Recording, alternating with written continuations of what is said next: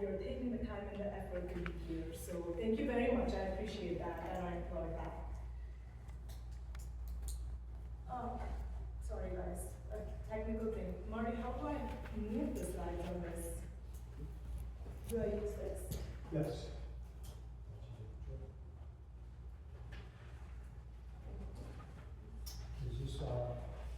This is a PDF. Usually. Do you want to switch to your laptop? Scroll down. You want to switch to your laptop? Oh, okay, let's just make it up. Mouse. Okay, I think I should be using this too, because I don't want this. Yeah, that's fine. Are you sure? Yeah. So I'll just unplug it and put your laptop in. No, I'm good. Yeah. Don't mind. No. I'm not lying. So quick disclaimer, guys, any information that I'm presenting here, don't take that as any kind of healthcare advice. It's not personalized, so if you're experiencing any kind of issues, please make sure that you consult a professional on a one-on-one basis, okay? But this is more informative and more education shared. So the agenda today, trust me, I can go on and on about the pelvic floor and pelvic rehab. I'm really passionate about it. It has been very hard for me to keep this lecture small and contained in interest of time. So today I'm here to really talk about, to introduce you guys to what your core really is. There's a lot of misinformation about it and a lot of misconceptions, so we are going to bust that myth, and I'm going to share with you what the core really is, and how the core, what does the core really do to help your bodies, and how it impacts our daily life. Okay, so that's the agenda, and I'm trying to condense it even more because in interest of time, I'll be here for question and answers later, but I'm going to really go through it as quickly as possible. All right. So question for you guys. What do you think is core? This is but anyhow, what is your perception of core? When you think of core, what comes to your mind? I'm not going to judge, but no answer is going to be wrong. So feel free and blurt out the answers. What do you think is core? Center? Chest. That's a great answer. Love it. Who else said center?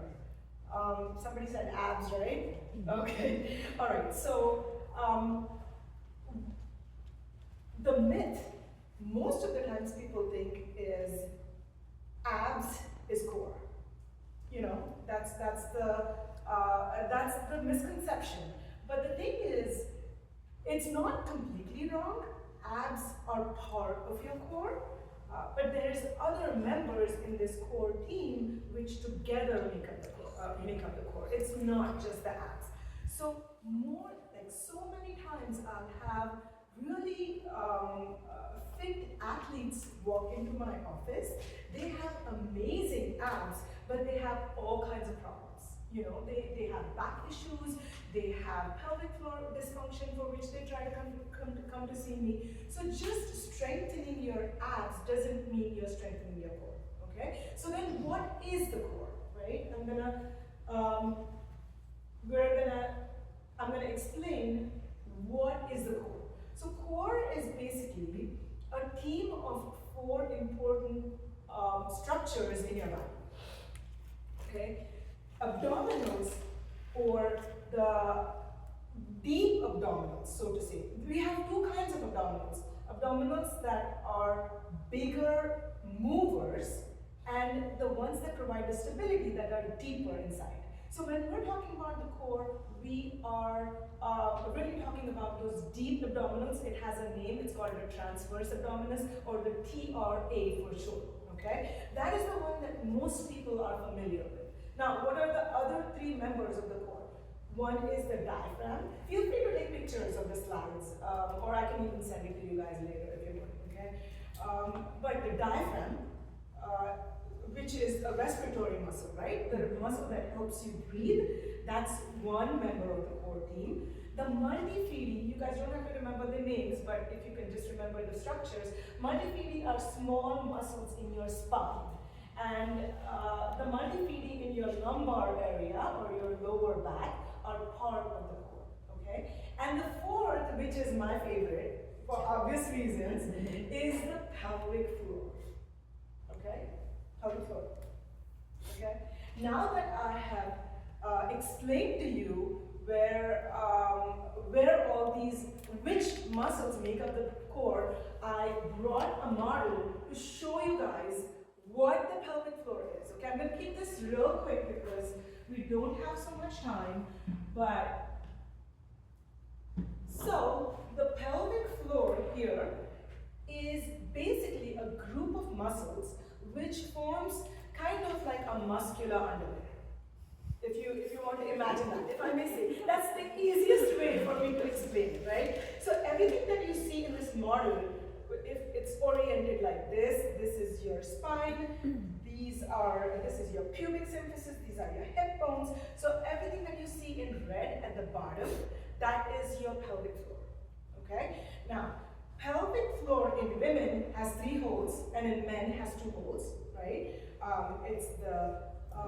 One of them is the urethral opening, that's where the pee comes out of. One is the vaginal opening, which is for childbirth and other interesting things. And the third one is the anal opening, and that's where the poop comes out of, right? And for guys, there's two openings there, right? But if you think about it, the core has a lot of work to do in our body, and it's like the silent, the unsung hero, because it is so important in urinary system. It's important in your gut health because it actually regulates the the elimination or the bowels, right? It is responsible for or plays an important role in your sex life because and childbirth, so procreation. And it supports all the organs that sit in this pelvic bowl, and it's also a part of your core. So you can imagine how many important functions the pelvic floor does, right? I'm going to steal this sentence from another presenter who said, and I love this sentence. So that person said, whole health is whole health. I think that's deep, but it's funny. All right, so what does the core do for you, right? How does the core help you, right? So these 4 structures that form the borders of your abdominal canal. So if you see here, this is the abdominal canal. The front is your deep abdominals, the back is your multifidi. The muscles at the bottom of this abdominal canal are your pelvic floor muscles, and the top is the diaphragm, right? This forms like a canal. And what do these muscles do? What they do is, when you're trying to do any kind of effortful activity, right, they build a certain amount of pressure in that canal. And that pressure provides the stability that you need to do that activity.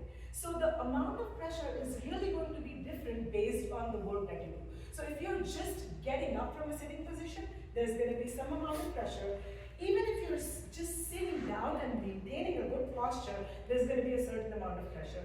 And if you're lifting weights in Marty's gym, there's going to be a lot of pressure that you build in the abdominal canal. Okay? So depending on the kind of work that you do, the amount of pressure has to vary. And who regulates that? It is these 4 core team members that regulate that. Okay? So, and I brought this just to simplify this. This is the soda can analogy. So this is a full soda can, right? Can we try to crush this? Has anybody tried? Is it possible to crush it? No. And why is it not possible? It's because of all the pressure that's in there. So, and this is an empty one, we can easily crush it because there is no stability. It's empty, so there is no pressure from the inside. Okay, so the same thing applies to your abdominal canal. When you're doing an effortful activity and you build a certain amount of appropriate pressure, then there is stability, so there's like a foundation against which your arms and legs can move and do the work that they're doing.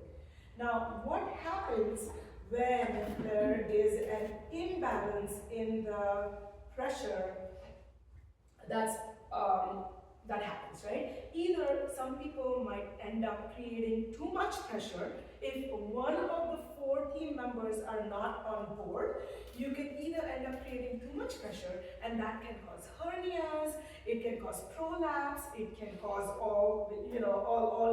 it can cause disc herniations, so all kinds of, and back pain because of that.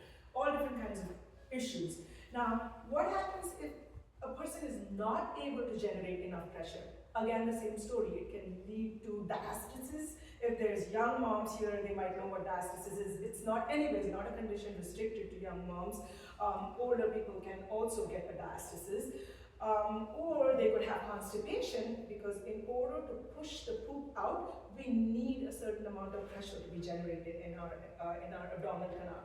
And when our core doesn't work, when they don't work together, it's very hard to eliminate stuff. Okay? So all kinds of problems can happen when there is an imbalance in the core team members. All right? So when we're talking about core, it's not just making the body strong so that your back is strong. It's basically starting to realize that your core can impact so many different functions in your body. We're just not aware of that, all that stuff. Right? What causes imbalance? What causes imbalance? So I was just coming to that. So we just saw that 4 of these key members have to work like a team. Okay. Now that means every single member, the diaphragm, the deep abdominals, the pelvic floor, and the multifidi, all these 4 muscles, each one of them has to be strong enough. Each one of them has to have good endurance, which means it has to be strong and it has to be able to continue their work for a long period of time until you're carrying on that activity, right? And they also have to be able to work together, coordinated.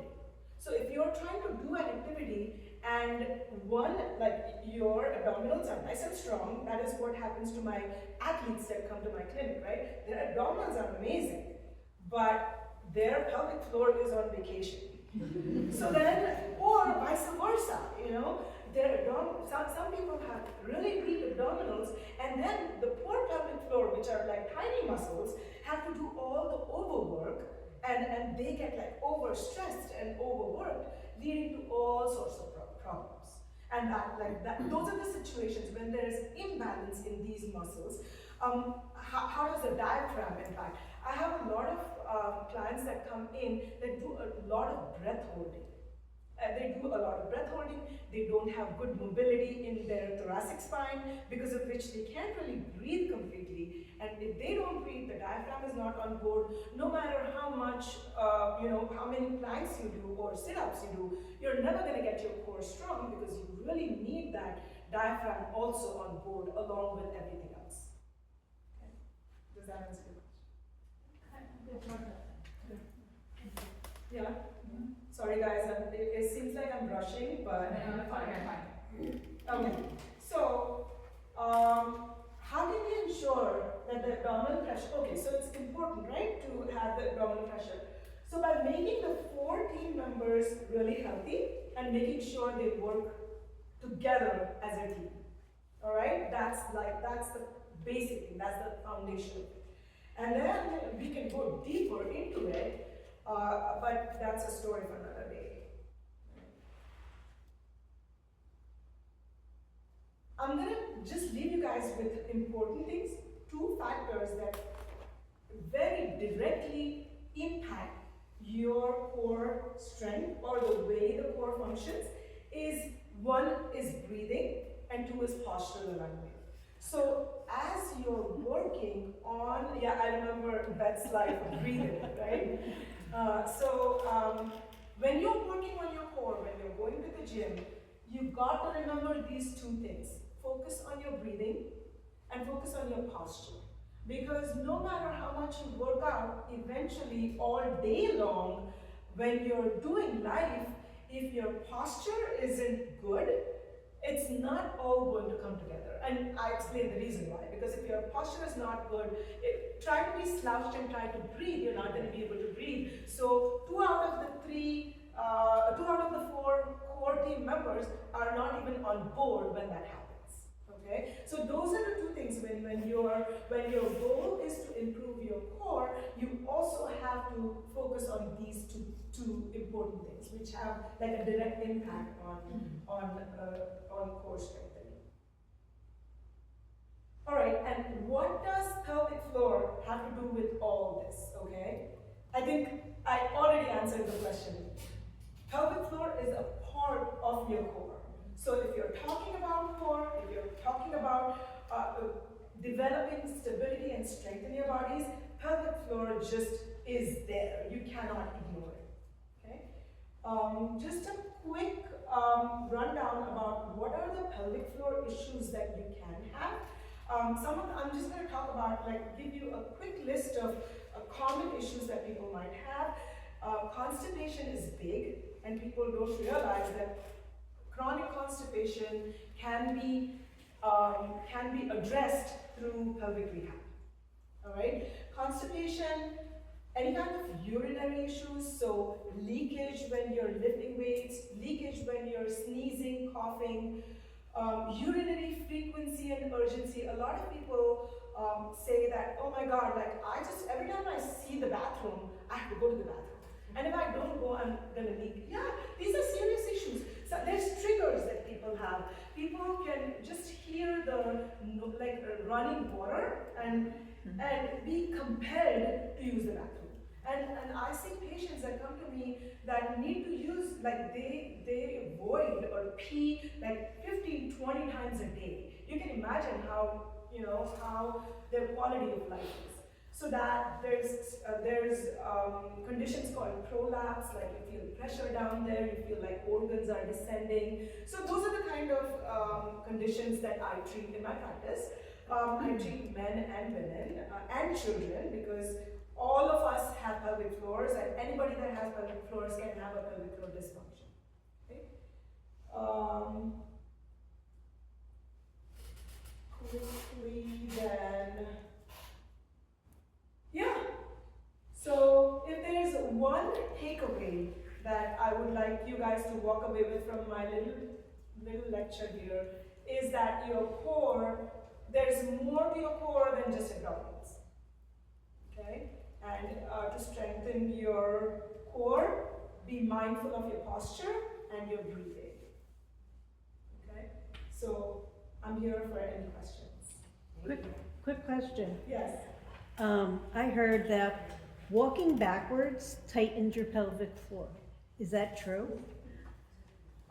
That's a great question. Then it's not that easy to answer, because your pelvic floor, even though it's the group of muscles, certain movements bias the front and the back, right? So the walking backwards helps strengthen the pelvic floor muscles in the back, which is the muscles that support the anal function, right? And a lot of times people have issues with the front. So if somebody has urinary incontinence and thinks that they're going to practice walking backwards and strengthen their pelvic floor, it's not going to help them. All right. And another thing, it's not relevant to the core, but I'm going to mention it anyways. People think that if you do Kegels, you're going to solve every single problem down there. Okay. So that's a really bad myth. I hate for people to think that way, because there's a lot of times when people do Kegels and make their symptoms worse. Yeah. Yeah, let me just finish this thought and I'll come back to you, I'm sorry. The reason being that a lot of people, what they experience is holding tension in their pelvic floors. And when they hold tension in their pelvic floors, yes, their pelvic floors are weak, But before they start doing Kegels, they have to learn to be able to relax and lengthen that pelvic floor. And only then we can move to the next phase of rehab, which is strengthening, and which is where Kegels comes in. All right? I'm sorry, yes. So, do you not support like the sling and Bulkamid? Do you think that you can solve those problems with I do absolutely, because I've seen patients that have gone through rehab, that have done everything and still will not get relief. You know, so there's nothing against it, but rehab is something that's very non-invasive. You know, Bulkamid and the surgical interventions should not be the first line of treatment in my eyes. You know, certainly there's a place for everything, so I'm not going to say that they're bad. And I work closely with urogynecologists, and here's the thing: if a person goes through rehab, their chances of better outcomes from the surgery increase, right? Because you're strengthening everything before. It's like doing a prehab for a total knee replacement, or going to physical therapy for a meniscectomy. I had like a meniscal injury, and I had to go to physical therapy myself for several weeks so I could make it strong and ready for the surgery. So I just did Bulkamid 2 did weeks you? ago. Yeah. So it's, I mean, certainly. Did you get good outcomes? Immediately. Yeah, awesome. Yeah. I actually recommend it to a lot of my patients. Yeah. What is that? So Bulkamid is a procedure. They inject a substance around the urethra. So some people don't have control around the urethra. So and a lot of times around menopause, people start getting that issue because the tissue around the urethra kind of becomes weaker. So Bulkamid is an injection. They bulk it up and give you support on the urethra. Recommend Yes. your psychotherapy for pregnant women? Absolutely, absolutely, big time. Because pregnancy is such a physical change in our bodies, right? Like it causes, for 9 months a woman is carrying, and then has to, like, the vaginal opening literally expands 300 times of what it is to allow the baby to deliver. So it's a huge amount of change. So especially, I mean, it should be standard of care. In some countries, it is standard of care. In France, every single person that's pregnant is supposed to go to physical therapy during pregnancy. It's all included in their system. Unfortunately, in ours, it's not. But yeah, slowly the awareness is increasing. So if you know anyone that is pregnant, I would highly, highly recommend. It decreases the chances of tears. It decreases pains and aches during pregnancy. It just makes life so much easier, and recovery is easier. I know. Yeah, I know. Do you specialize in diastasis recti? I do, yes. I need your contact information. I have some cards. They're right here.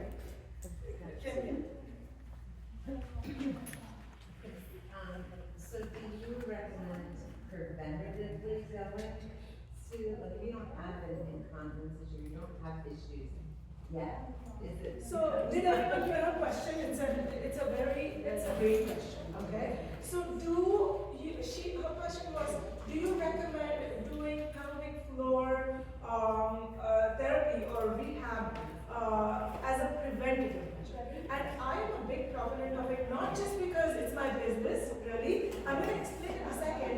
Just like every other part in our body, as you age, things are going to change. Especially for women around menopause or postmenopausal, a lot of tissues down there get affected, and then you start getting symptoms. All right. So if you do it as a wellness and you do it before problems happen, then chances are you won't be in that situation because you're already strengthened. You're already aware of good habits, bad habits, what to do, what not to do, what to watch for, and then, so obviously, yeah, you don't have to get a heart attack to start working on cardiac health, right? Yeah.